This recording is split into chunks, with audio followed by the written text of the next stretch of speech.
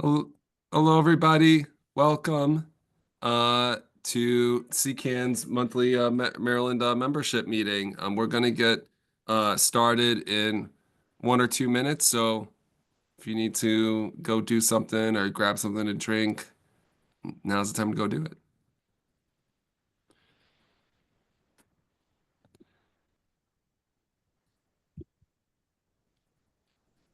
And if you're hanging out, I invite you to use the chat just to introduce yourself. You could just say your name, where you're calling in from, and if you would like to share your pronouns, you're welcome to do that. And um, maybe one thing that's giving you some motivation or hope to be taking action, given our current political context. I know I could use some more hope.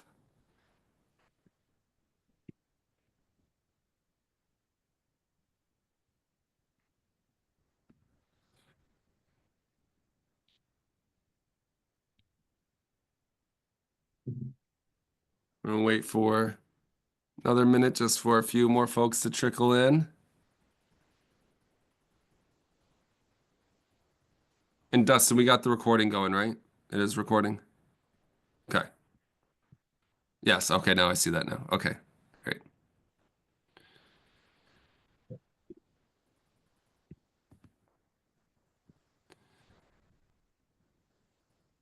All right. Well, fantastic. Just for the folks who are here, um, as we get started, I want for everyone, to be able to easily follow along.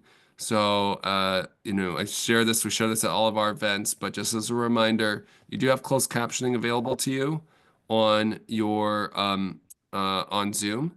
So one of the ways that you can do that is by turning the closed captions. You can turn the closed captions on the desktop. You can turn the closed captions on by selecting the closed captions icon. So that's located on the bottom right of your screen.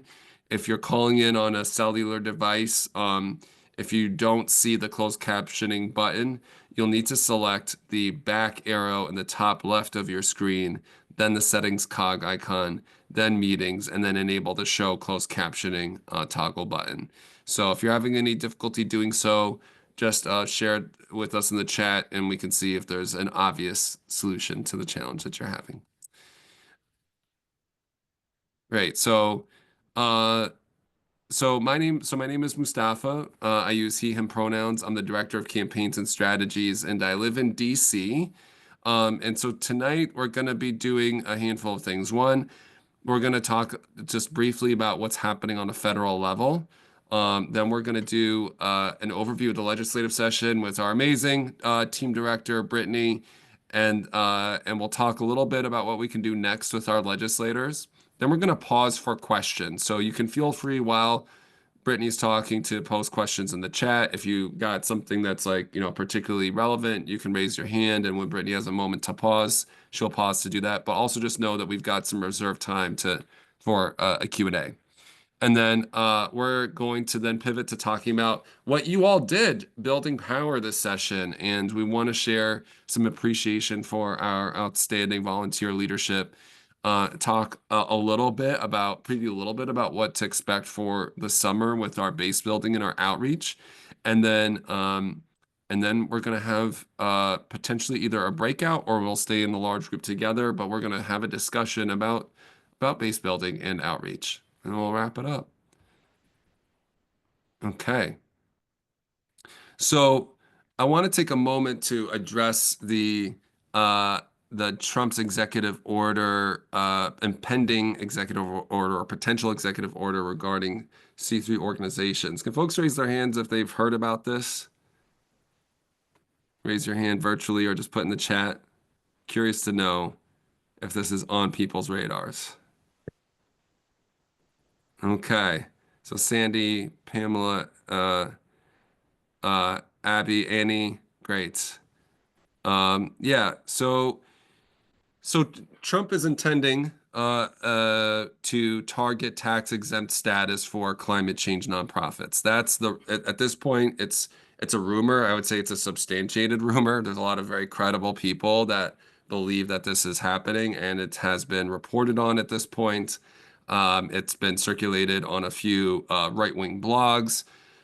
So there are many rumors, but it's still at this point, nothing's been issued. We don't know exactly what it will do and if he's going to come out with it. Hopefully, he won't. Regardless, we are working with our climate partners across the country and with Public Citizen and the ACLU to stay up to date. And I just want you to know that we will, if this does come down, we will forcefully and immediately respond to this. And we will be reaching out to you all to help us do that. Um, if this happens, it's of course an unprecedented increase in the power of the federal government and the presidency. This is this is much bigger than just climate and climate groups. This basically, from what we understand, could allow politicians to label groups just that they disagree with as terrorists. Um, and so this threatens the ability of nonprofits and any of the communal organizations that we love and benefit from. It threatens their existence. And so um, this, of course, we know the idea of this, just even the rumor about this as a potential executive order is just a consequence of the influence of billionaires and corporations in our elections. And it's another way for Trump to consolidate his power. So trust us. You will know very soon after we know that we will send out an email, we will be sending text, we will be getting folks to take action once anything comes down. So I wanted you to hear that directly from us. Okay. And I'm happy when we pause for questions, I'm happy to take any questions on this issue, but I'm going to pass it to Brittany to talk to us about uh, another terrible action that was taken on a federal level and what we're doing about it. So, Brittany. Hi, Mustafa, and sorry to start off everyone with all the Debbie Downers, but really, I heard a legislator speaking, a federal legislator, that's why I don't know their name, when I was sitting in the office with Quentin today, and she said, if we fight at every turn, we will win some of the fights. And so that's why we have to keep our eyes open and pay attention when there's time to fight, so we'll be ready. So one thing we're working on right now is highlighting the fact that on April 1st, there are cuts to Health and Human Services at the federal level, some of the staff, and part of those staffing cuts included the entire staff of the LIHEAP program, which is the federal program which directs funding to states for energy assistance. And so Maryland receives $81 million from this program each year. It's about 1/3 of the funding that we have for energy assistance. So we have been working with legislators in the region, Virginia, Maryland, and DC legislators. We circulated a sign-on letter to ask the Secretary Kennedy to reinstate these staff and to not cut the funding, especially the funding that's already scheduled to be delivered to states this year, and to ensure that we have full funding for this program for the next fiscal year. And we, fortunately, over 100 legislators from across the region signed on to this letter, delegates, senators, Democrats, and Republicans. So it was a big showing. And we're also hosting a press event tomorrow in front of the HHS building at 10 a.m. So if anyone on this call wants to join, we would love for you to join and stand in solidarity. Great. Thanks so much. And Brittany, how long do you expect the event to last? Should this be done by like 10:30, 10:45? Yes, it will be lightning quick. We'll be done by 10:30 or 10:45 for sure. Great. Great. Thanks so much for sharing that. So I'm going to pass it to Dustin, who's going to post some questions for us to think about and engage on in regards to these federal actions. So Dustin. Yeah, how's it going, everyone? So I really wanted to take some time to just really see how everyone is feeling. Just talking with some of you, I know are going to the Tesla takedown protest. There are all kinds of other actions that are going on each and every week that either we are hosting or other organizations. Many of you may have been down in DC for the big hands-off protest, or maybe you went to a smaller one down in your neighborhood. But I wanted to hear from maybe one or two people, and we already have folks sharing in the chat. Have you or someone you know been affected by the federal administration? Just really, how does it make you feel? And what do you want to do to change it? Okay, Mustafa, you're raising your hand. Yeah, I was just acknowledging that I do know people have been federally impacted. Actually, just I wanted to note that both of my in-laws, one works at the NIH and heads up their grant process, and one heads up a lab at the FDA. And both of them have had a lot of turnover in their staff. Yeah. Okay, Pamela, down in the comments here, you're very angry. You left Health and Human Services in late January, and your office was eradicated on April 1st. Yeah, this is really unprecedented. What's going on right now? Ellen, and then we can take one more person.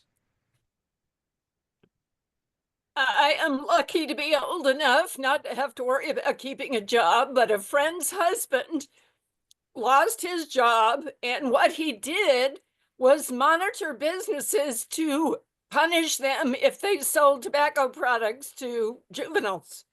Oh yeah, we need to get rid of that program. Let's have more kids with cancer, you know? And she is a disabled person, so they need his job. So there you are. And yeah, that's just incredible. Just to see so many people's lives getting interrupted based off of, you know, an executive edict. It's extremely frustrating. Betsy in the comments, are you able to talk a little bit more? Quite a few students all over Maryland, but especially here in Baltimore at Johns Hopkins, Goucher, Towson University, many students are being retaliated against. A lot of funding, millions and millions of dollars of funding is being cut. Can you speak a little bit more about your daughter and just what's going on?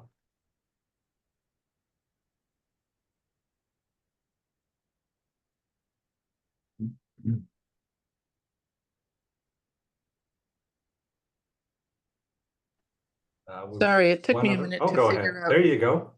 Go ahead. I'm on my phone, so I had to go find the little button.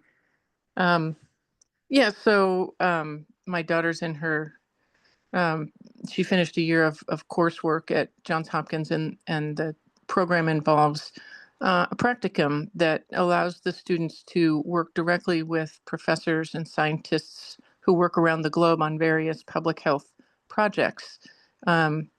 Most of which are funded to some degree through grants from the federal government. This has been the relationship between universities like Johns Hopkins and many others, where the federal government provides grant funding for science, and the results of those projects and that research typically results in, you know, some sort of health benefit or a new product. Things like you know, pacemakers were developed because of federal funding, but also even the prep that was done well before COVID ever hit. You know, we were ready because we had had federal funding for scientists to work on diseases like COVID-19, so that they were as ready as they could be for something novel like that. So my daughter's studying epidemiology, and the projects that she applied for have all disappeared.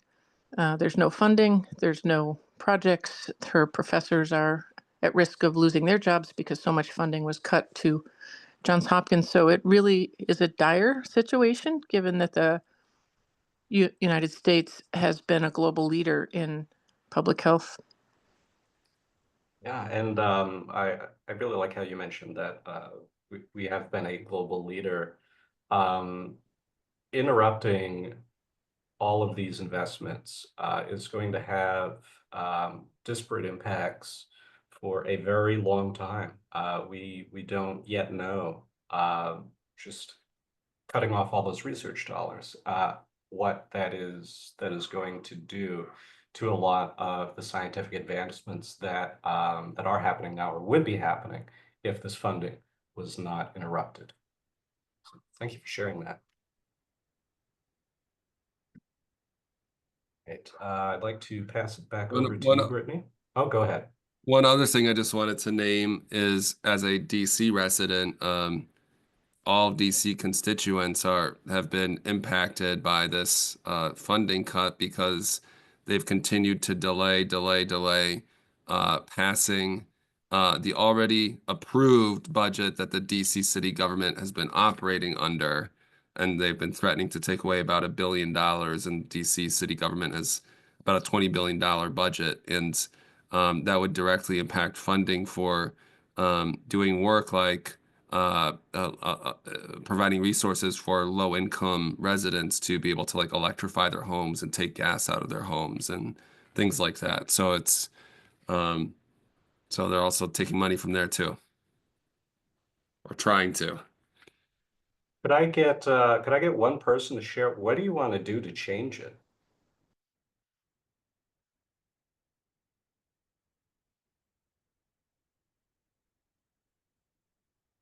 No, anyone like to unmute before we move on to the next section? Nina's got a comment in the chat. Maybe. Yeah. All right, some good ideas, everyone. Looks like Pamela's hand is up. Oh, Pam, go ahead. Yeah, I guess it's not obviously a simple strategy, but just basically sort of everything everywhere all at once that we can do, but from direct protest to letter to the editor to contacting press that we know. I mean, I think a lot of these stories are kind of invisible because it's all happening so fast. I was thinking about the LIHEAP story, and that didn't get a ton of attention immediately, but it's starting to pick up. Like our office did the poverty threshold every year, and like that just doesn't that there's nobody to do that now, and that's how you know who's eligible for programs for low income folks. And I mean, there's just so much happening, and I think to the extent we can expose it and shame them, because what they're saying they intend to do is just obviously real BS, and the actions that they're taking will have the opposite effect of the kind of goals of MAHA and the administration. So that's my my tirade. Yeah, all of the above, I agree with you. And I see a couple other folks with your hands raised. I do want to make sure, Brittany, you have enough time to discuss what we accomplished, but we're going to have some space at the end to talk about your ideas and things you want to see in the future over the summer. Or we can let Rob and Annie chime in really quickly. I don't mind cutting my time by a few minutes. Okay, go ahead, y'all. Yeah, I'll be real fast. I think that, well, first of all, it's nice to see a few of my friends here who I know have been going to the Tesla takedown protests. And I'm one of the organizers of the Rockville one. So I'd encourage you to come out and join us if that one's convenient for you, or find one nearby. And just generally, I feel like we need more and more and more people out consistently, day after day, week after week, and not let this die down. Authoritarians really do fear lots of people out on the street and pushing back. And of course, we expect Trump to push back, perhaps with violence against us, but we must keep up the pressure. Also, don't discount what you can do right in your own neighborhood. Somebody this week in my neighborhood has organized a neighborhood rally on the corner of Georgia Avenue and Forest Glen Road at 5 p.m. And so neighbors are just going to show up with their signs and do that. And those things are great too. And, you know, if protesting isn't really your thing, just give it a try, you know. It's not as scary or weird as it might seem, and it's actually can be quite fun too. Check. I think one of the most important things to do, obviously, is communicate with your lawmakers. In our case here, especially in Montgomery County, you couldn't really ask for anybody better than Chris Van Hollen and Jamie Raskin. So, you know, I feel sort of silly, you know, calling them up and saying, you know, stop Musk or whatever.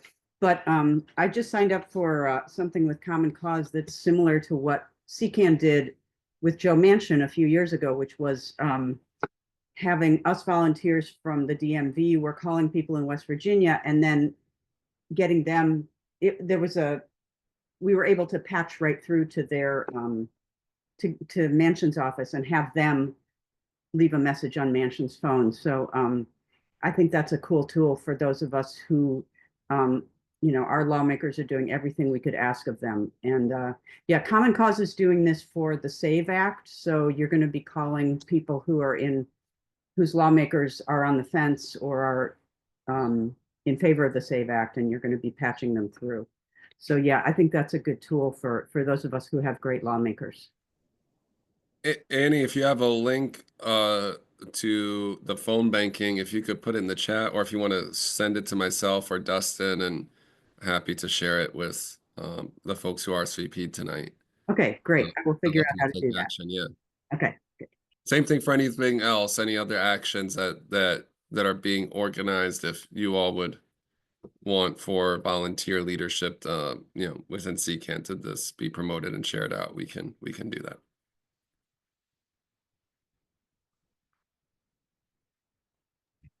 All righty. Yeah. Let's keep this show on the road, Mustafa. So I think holding that space and having that conversation today is really helpful because most of you, I mean, all of you are on our CCAN list. So you had the opportunity to read my session wrap-up email.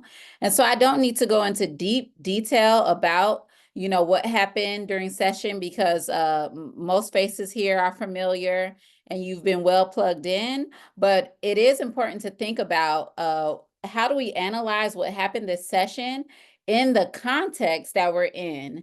Real, historic, chaotic, outrageous, federal funding, federal agencies being demolished.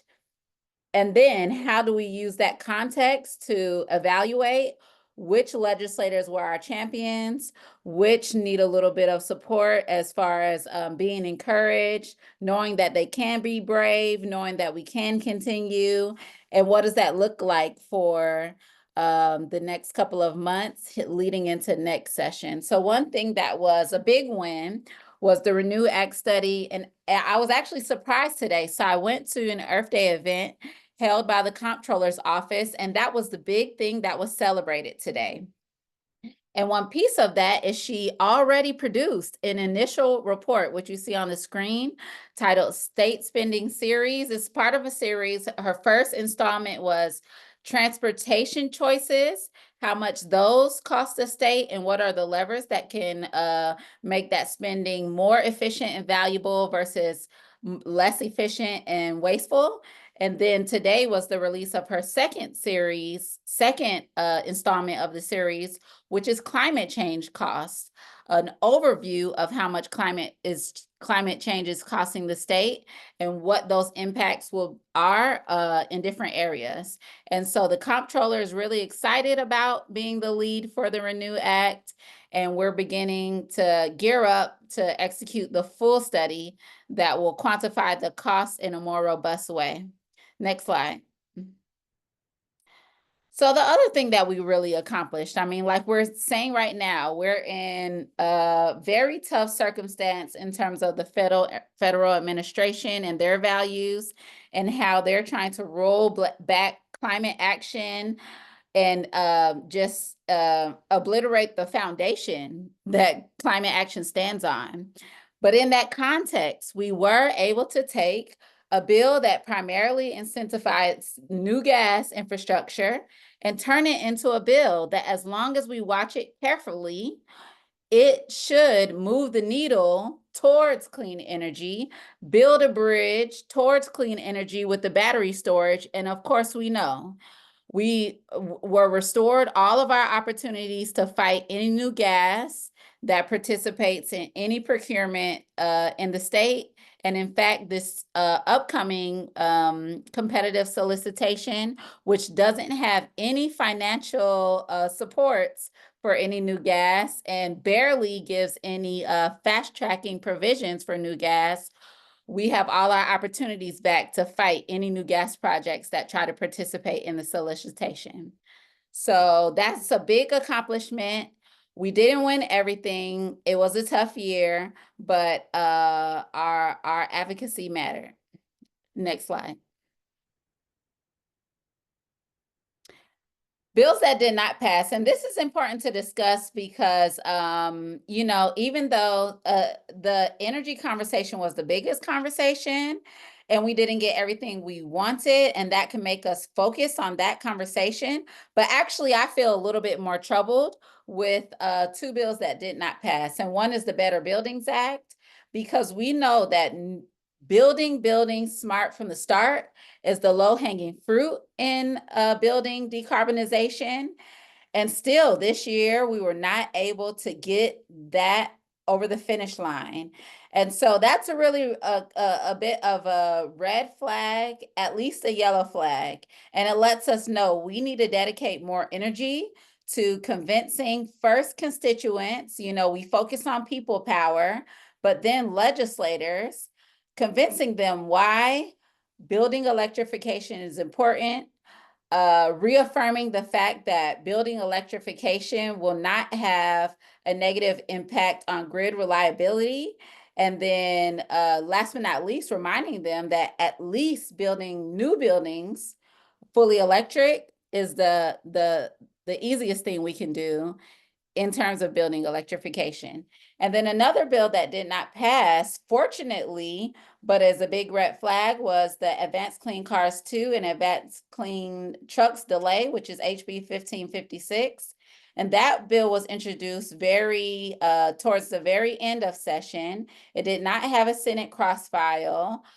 We had to fight diligently, and especially with that bill in partnership with the Sierra Club, because at least this session, I allowed them to do a lot of the leading on decarbonizing the transportation sector, just because it was my first session as an advocate. So I can't lead in every topic, you know, I had to give one away. And Lindsay did a great job, but Advanced Clean Cars delay was introduced. Fortunately, it did not pass, but then the governor issued an executive order that essentially did the same thing. Now, we're glad that that executive order was issued instead of a bill passing, because keeping the clean cars conversation within the realm of executive action is better for us. But also, the Transportation and Climate Alignment Act didn't end up passing. So similarly to building decarbonization, we have a lot of work to do in terms of decarbonizing the transportation sector.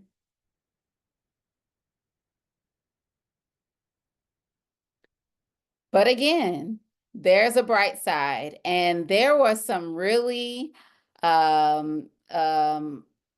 moments that were easy to highlight. Everyone recognized as moments where CCAN stood up and we made ourselves known, and legislators noticed and really changed their minds in a sense. They listened to us. Some moments were really easy to highlight in the session to see what our impact was. One of those was the revival of the Better Buildings Act. Now, we know it did not get across the finish line, but that week before crossover, we really showed the Environment and Transportation Committee that we wanted them to seriously consider the bill. And so even though it didn't get over the finish line, we were able to extend the conversation, and it did not die before crossover. It was still in conversation about a week and a half before sine die. And so that just really showed, you know, I was so thrilled that when I had conversations with Environment and Transportation members, and then I sent out the email blast to the volunteer base, over 300 people responded and also sent emails to say, this bill matters to me. And that was a very impactful moment, even though we didn't achieve the final goal of passing the bill. Another very impactful moment, all of you who are there at the Next Generation Energy Act joint hearing and rally, that was a fantastic moment. And similar to what we're saying now in terms of a rally a day keeps the fascists away, and how it can feel really scary depending on who you're going up against. You know, it didn't feel scary in the same way as dealing with all of the things we're dealing with regarding Trump, but just this idea that the Next Generation Energy Act was initially on a path that it felt like we couldn't interrupt, but we did. We stood up, we said, we don't care whose bill this is, we're gonna protest it. You know, we had our banners, we had our drum, and we made ourselves known that day. And then last but not least, I would like to highlight the District 20 volunteer team. You all did some great work this session. And I remember specifically one day I was speaking with some of our District 20 delegates, and we were specifically talking about putting the environmental justice provisions back into the Next Generation Energy Act. And because I was able to tell them that this mattered to us, and then the District 20 team already had a meeting scheduled with some District 20 legislators, and then they were able to echo the same thing. Within a day, we had that language fixed in the bill. And so those were some of the really important, impactful moments where our volunteer base and our lobbying team showed up and showed what CCAN can do. So I appreciate your hard work. Thanks so much, Brittany. I just wanted to briefly say, before we go into the Q&A, that now is a great opportunity between now and the next our next membership meeting in the third week of May to reach out to your legislators and to look up. You can go into the MyMGA website. You can look at your legislators up. And if you go to the MyMGA website, you can search the numbers for the bills that you particularly care about. So if you want to look up, for example, the Next Generation Energy Act and whatever other bills that you talked about with your legislator, you could go look them up by their bill number, and then you can scroll down on the bills page and you can see the history of you know, when it was voted on under action. It will list when it was voted on within the relevant committee and how those committee members voted. And then you can click under, I think it's like the process, but it's that column all the way to the right that's unfortunately a little cut off. You can click on that number. I think it says 59, 59, and 61. And you can, that's the total number of people who voted in favor of the legislation on the floor of the Senate. You can click on that and you can see the roll call vote and see how your legislators voted. And I think it's just could be really nice for them to hear both what they did well on and how when they voted the right way on the issues that you cared about. And then also you could note if there's anywhere where they didn't take the action that we wanted them to take, you can name that as a continued concern and hoping that we can continue to work together on that issue. So I think just sending an email at this point is great. I'll note that we're in the process of the next 2 weeks as a team doing some thinking and some planning. But I believe that in August and September is when a lot of the legislators will have some in-district like nights where they'll do events that are open to the public. So if you're not subscribed to the newsletters for your legislators, you should do that.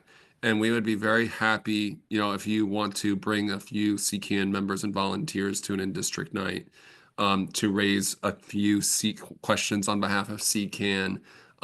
Just let us know, and we'd be very happy to prepare you for some suggested things that you could bring up to those legislators.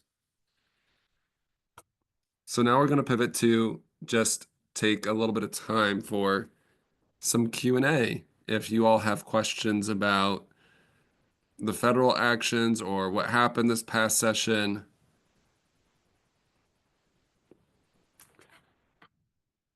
Yeah, Annie, go ahead. Yeah, I was curious on your take on Governor Moore.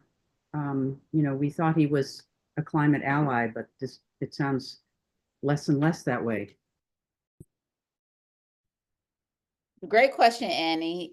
I try to be a little bit objective in regards to Governor Moore and analyze action by action.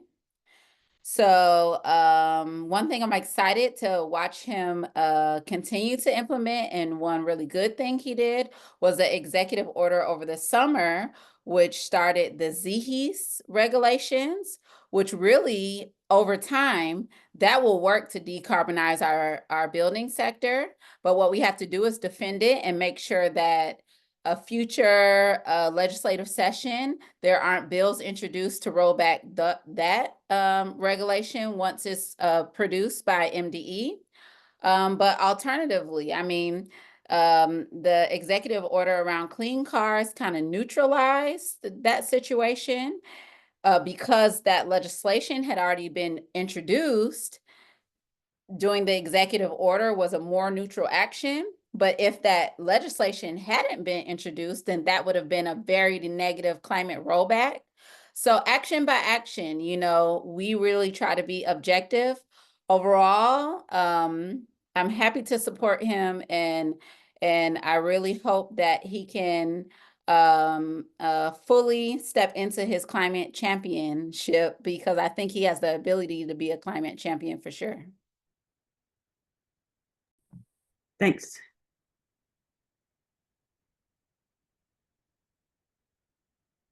Thank you, Mustafa, for explaining that acronym. I apologize, everyone. You're so good. Any other questions? I'm also going to put a great blog in the chat from our deputy director on ZHES. I encourage everybody to read it. I'll answer Nina's question in the chat. The question is, how do you find a legislator's off-session schedule? Do they meet locally with constituents in the off-season? Yes, many of them do. So the primary way to find out their off-session schedule is if you get on their email list. Some have email lists through their campaign websites.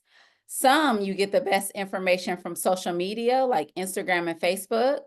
And some, once you email their office, they automatically subscribe you to their list. And for example, one way you would know this is if you get their end of session letter.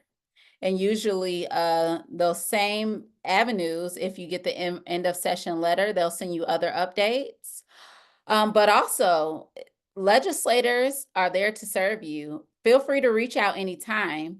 Their chief of staff is paid to work all year. So if you're wondering, does my legislator have an event coming up? Email them and ask, and they will respond. Fantastic. I think John Eckenrode is next in the queue. Go ahead, John. Oh, yeah, I was wondering about the Better Buildings Act. What did you get any feedback from legislators about what their problem was? Primarily, I think they expended a lot of energy, political capital, thought, and coordinating of stakeholders for the Building Energy Performance Standards legislation, which really was just refining legislation because the building energy performance standards are already regulatory, already regulation housed in MDE, Maryland Department of Environment. But just dealing with the alterations was a lot. And then also, specifically the Environment and Transportation Committee, they really worked to try to figure out which bill to pass, bottle bill or extended producer responsibility. And so it has always been the case that the colloquialism is that they give the environmentalists one cookie a year. And so it was just becoming too many conversations, I believe. And also, unless someone is has a lot of knowledge on the topic, a lot of people in general and legislators specifically don't realize that building new buildings fully electric from the beginning is cheaper. And so you have to prove it to them. And so maybe we didn't do enough work on that. Okay, thank you.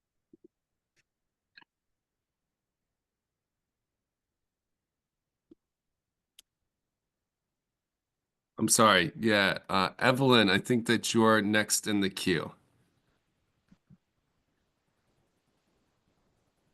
Thank you. Brittany, you mentioned end of session letters, and I've gotten those from, my senator and delegates. And I was really intrigued at how they talked about the Next Generation Energy Act. None of them said, oh, we okayed new gas plants. They all pointed to the other aspects. And I thought that was somewhat disingenuous. And so I'd like your thoughts on that. But also, that creates a dilemma in terms of thanking people for their votes, because if they voted for it, I mean, it was a mixed bill. So there are good and bad. And what are your thoughts? I don't know. I don't know how to contact them about the Next Generation Energy Act. Sure. I mean, that's a great question. And it's funny because after Sine Die, I thought I would get to rest. But no, I spent the next week talking about this. And so on one hand, to be a little overly complex, if you wanted to sit down and talk about which legislators you're discussing, I would have a different conversation depending on what legislator it is. If it's Delegate Charkoudian, you can do a full thank you because she's the reason a lot of those good provisions ended up in the bill. If it's Delegate Crosby, same thing. But if it's some other delegates, then the full conversation might be, hey, in your letter, you did not mention that this bill authorizes new gas. Please don't be disingenuous with your constituents. I'm a constituent and I don't appreciate that. And there are going to be some difficult accountability conversations that happen, over the next couple of months. But on the other hand, as far as thanking them for voting for the bill, at the end of the day, the Next Generation Act as passed does more to prevent new gas than the status quo. Because once those batteries are built, it will change the capacity market prices so that there's hardly a reason to build new gas. We will have the additional energy sources that we need to shave peak load and also to ensure that in tough times, when the energy system is constrained, like on extreme heat days, we have places that we can pull extra electrons from and we don't need peaker plants. So fortunately, and that's why at the end of session, we did talk about this as a most improved bill. If a legislator directly contacted me, I would say, vote for the bill. The bill does more good for clean energy than the status quo. And especially like we were saying, all that discussion we had at the beginning of the call, in a tough time when we needed people to stand up, some legislators really stood up And we're talking right now about the battery storage and the gas, but we haven't even talked about removing trash from the RPS, about the utility regulations that are in there, about the data center rate schedule that made it into the bill. There are so many provisions in the bill that are going to prevent new gas generation and new gas distribution. Great question, though. Thank you. Relatedly, Brittany, just to clarify a question in the chat, did the ACE bill pass? Did the Abundant and Affordable Clean Energy Act? Great question, Julia. So some provisions from ACE were put into the Next Generation Energy Act, specifically the battery storage provisions. And this is another piece I didn't even highlight yet. The battery storage provisions married with the community benefit agreements and the labor standards that will create a family sustaining jobs from clean energy. And then also one provision that was the most discussed provision at the end was the alternative compliance payment recycling. So Delegate Charkoudian believes that in the long run, we have to be smarter about how we utilize alternative compliance payments, because right now, utility companies are purchasing those instead of investing in real clean energy projects, and that's ratepayer money. And so she had a provision in ACE that instead of alternative compliance payments going to the Strategic Energy Investment Fund, they would just be recycled back to utility customers on utility bills. And they put a miniature version of that in the finalized bill. And you will see this summer a new line item on your utility bill called the Legislative Energy Relief Credit. And it'll be about $40 per household. And that's them giving you back some of that alternative compliance payment money. And that's a provision that moved from the ACE Act to the Leadership Energy Package. Great. We'll take one more question from Rob, and then I'm going to pass it off to Dustin to share with us a little bit about the amazing work of y'all volunteers. So Rob, go ahead. Yeah, I'm just picking up on something that Brittany said about legislators needing to see proof regarding the Better Buildings Act and building electrification. And I'm wondering whether it would be possible to have some sort of a demonstration project or something at an existing construction site that happens to be all electric, and invite legislators, especially those who seem to be skeptical, to it and meet with, I mean, I haven't really thought this through totally, but meet with the builder, the architect, the engineer, those kinds of folks, and kind of turn it into an event for legislators and anybody else who might be interested. Yes, that would be fantastic. Let's definitely work on that together. That's something I have to do this year, for sure. Fantastic. Great. That's the comms professional, the comms strategist coming out from Rob Wald. So there you go. Great idea, Rob. I'm going to share my screen again, and Dustin, I want to kick it to you. Absolutely. All right, y'all. I have a couple really inspirational numbers for us, but I want to breeze through it to give enough time, because I have a few people who are on this call that I want to shout out for everything that they have done and everything. Oh, Dustin, I think it's okay to go to like 7:55, and then I can gauge folks in a brief couple-minute discussion about outreach before we wrap. All right. Sorry, I thought I was. Take the time to lean into the appreciation here. Yes. No, thank you for stopping me. I thought I was muted again, or my volume got messed up. But if we can go to the next slide. So not just on lobby night, but throughout the legislative session, we had an incredible turnout that really got noticed. If you notice my GIF choice there, many legislators were begging us, no more phone calls, no more meetings. I got calls on my cell phone, people saying, hey, we know, please, no more. And what did I tell all of you? After that, I said more postcards, more phone calls, more meetings, and you all did it.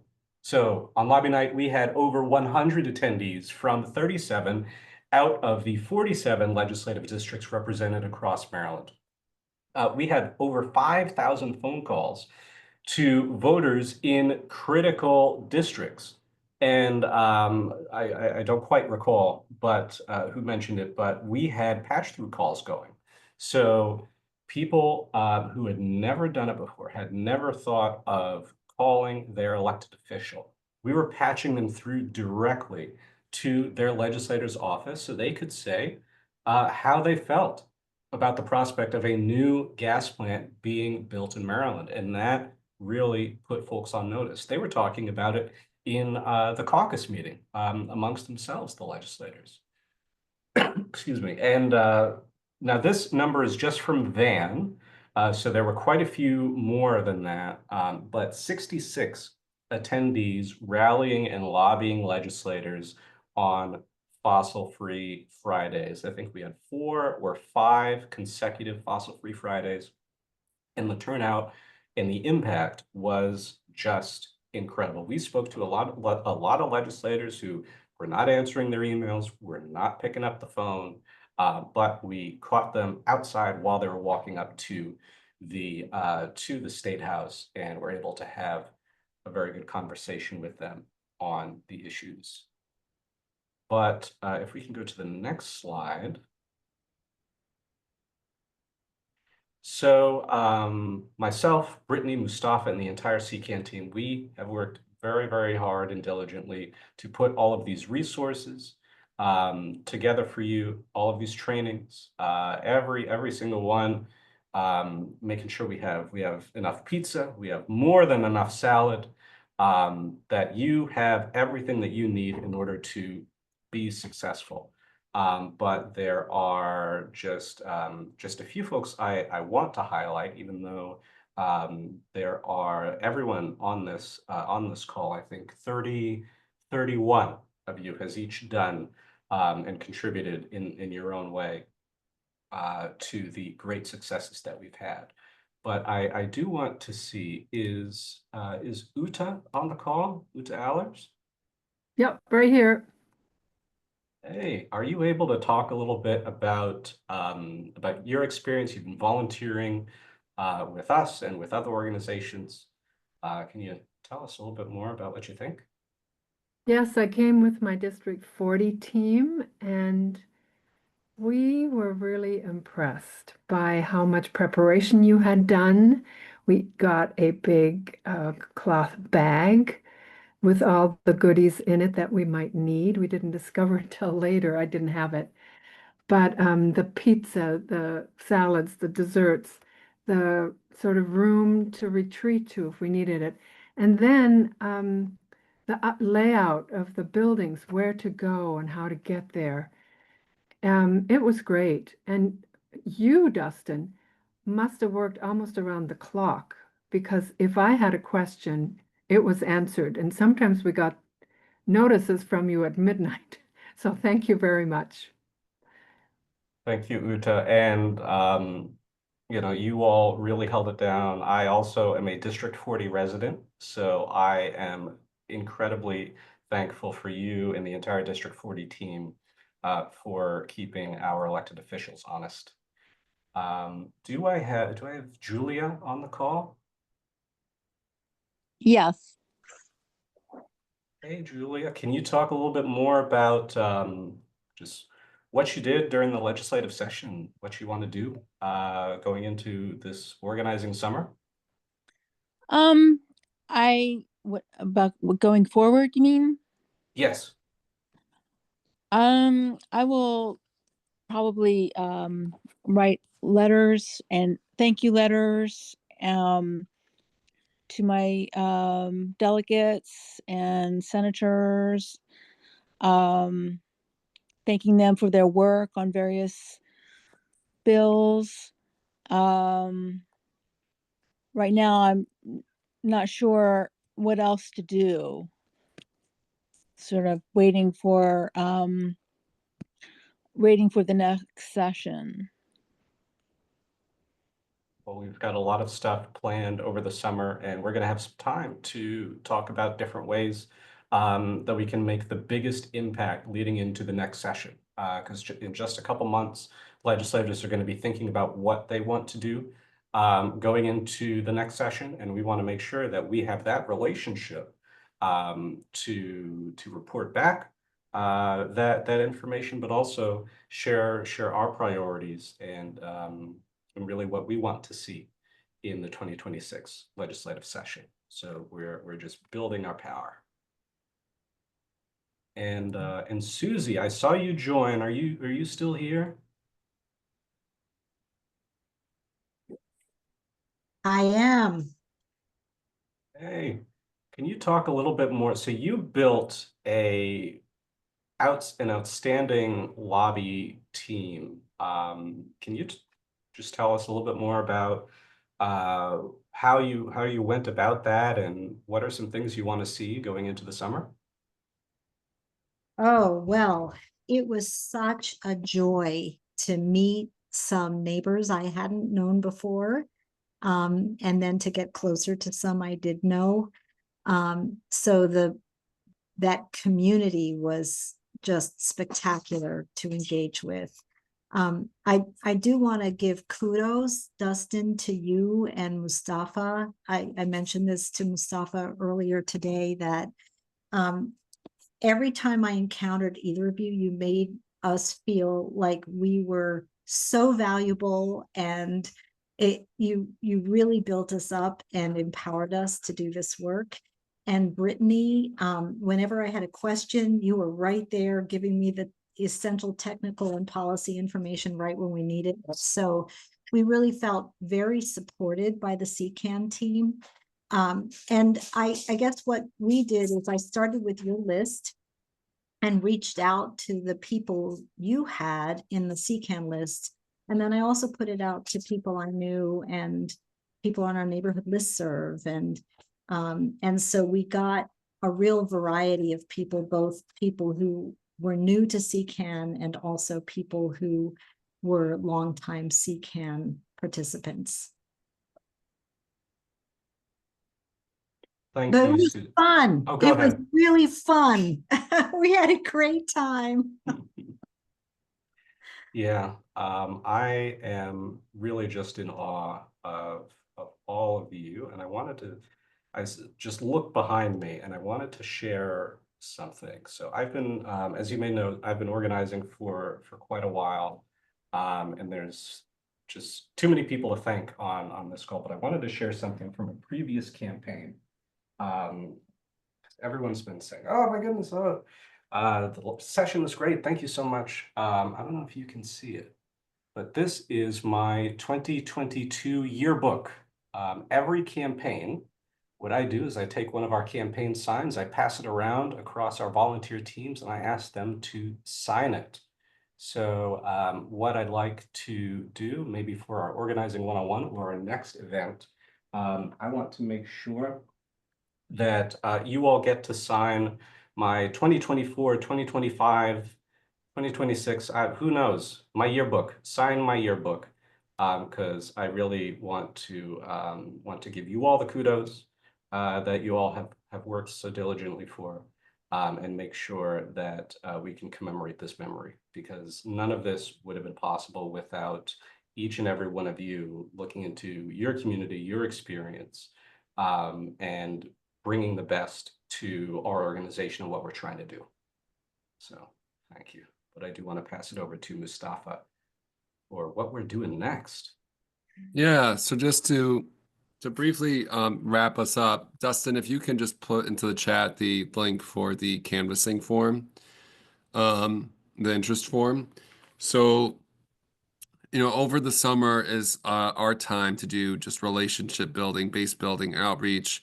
We're going to be doing petitioning on the Renew Act, and we're going to be doing petitioning and canvassing on the zero emission heating equipment standards. And there might be some other issues that are in the mix, and we would love to invite folks to join us for doing, you know, either some door-to-door canvassing or high traffic canvassing. So we're putting together a schedule over the next week or two. So if you're interested, fill out this form. I'm just going to put the link. I do have the link right here. So I'm going to put the link here in the chat, and it'll also be in the follow-up email. I encourage you just to fill it out if you have any remote interest in doing canvassing or petitioning with us. It's, you know, we're trying to get to at least over 1,250 new CCAN members, which means just joining our list by signing one of our petitions over the summer. And it just means that we're going to have to do over 50 high traffic canvassing shifts, over about 100 hours of high traffic canvassing. We're going to have to do over 80 hours of door-to-door canvassing. And the petitions are the way for us to get new folks plugged into our organization. If at whatever point we hopefully get to several thousand petition signatures for the Renew Act, we may decide to make an action out of it and to like drop off petition signatures. So sometimes the results of the petitioning, if we get a high volume of petitions, can actually have a meaningful impact and particularly get some good earned media. But really, it's actually just the entry point for people to get plugged into our work and then to escalate them to get involved by you know, helping to, for example, lead our lobbying teams like you all have done. So I just want to invite folks to fill that out. Secondly, and I'll put this in the email, if you have any thoughts about what would be great, particularly high traffic canvassing opportunities. So if there are events, maybe you're going out to the Rockville Tesla protest and you think that that's a great space to do some high traffic canvassing, and you want to do that with us, or you know, you're aware of a great farmers market that's in your neighborhood that you like to go to and you would like to do some canvassing and try to help recruit some volunteers with us, we would love to hear about it. So do feel free to please do respond to our email with any thoughts about places where we can be, and we would love to be there and work with you on making that happen. I think that's I think I'll wrap it on that note.